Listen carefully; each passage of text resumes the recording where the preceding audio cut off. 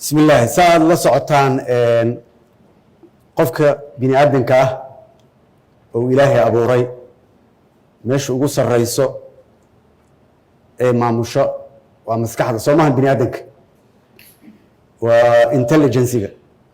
dalkan maskaxdiisa waa hay'adan nabad sugidda qaranka waxaad ogaataan waa meesha ugu sareyso qofka bini aadanka maskaxda u sheegayso dhahayso halkan waa bohol halkan waa meel wanaagsan halkan biyo yaallo halkan daba ka shidan iska jir ama aad sidaa darteed waxaad ogaataan hay'adda nabad sugidda qaranka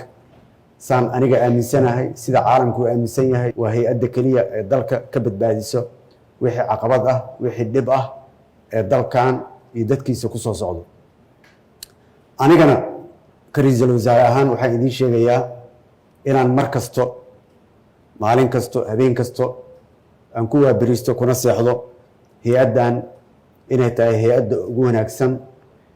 ugana garashada badan ugana taxadirka badan marka waxaan idiin sheegayaa habeen iyo dharaar inaan idin garab taagannahay madaxweynaha ugu horeeyo anigana aan ku xigo wasiiradana ay ku xigaan taliyaha iyo taliyaasha kalena ay ku xigaan saa ku seexda kuna soo toosa waxaan idin farayaa mar koowaad iyo mar labaad iyo mar saddexaad inaad feejignaanta iyo soo jeedka aad badisaan dalkan idinka ayuu idinku jiifaa idinkoo idinku seexanayaa subaxina nabadda aad sheegtaan oo aad ka shaqaysaan ayuu ku soo toosayaa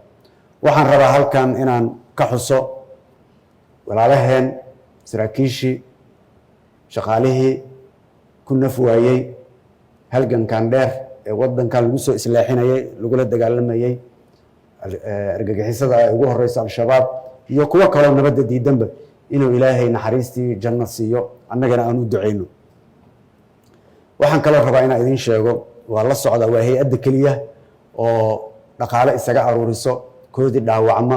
koodii dhinta koodii wax soo gaaro aniga saacaddaas wixii ka dambeeyo qoondadana waa la igu darayaa aaway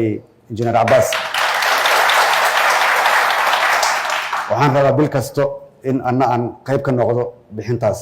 xitaa aan isku dayo in 6 bilood ama hal sanad soo socdo dhan aan iska hormariyo waxaan rabaa in laga sii wanaajiyo waxaan rabaa xilli doorasho lagu jiraa oo carqalado iyo howlo iyo dhib ayaa argagixisada iyo nabadiidka ay ku hayaan dadka Soomaaliyeed in laga hortago aad feejignaataan aad laba laabtaan waxaan rabaa halkan inaan ka sheego in kiiska ikraan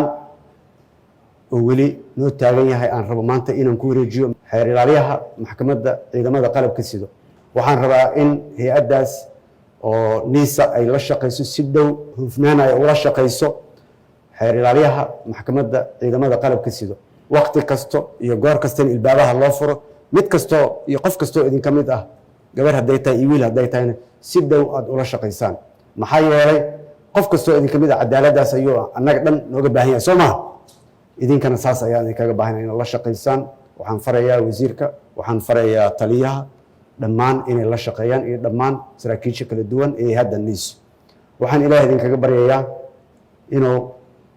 howlaha dalka oo lagala kulmayo geeri lagala kulmayo dhaawac lagala kulmayo dhibaatooyin kala duwan inuu ilaahay noo fududeeyo ilaahay nagu garab istaago sidaan gacan bir ugu qaban lahayn cadowga nabadiidka ah ee ugu horeeya al-shabaab iyo kuwa garabka siinaya soo maha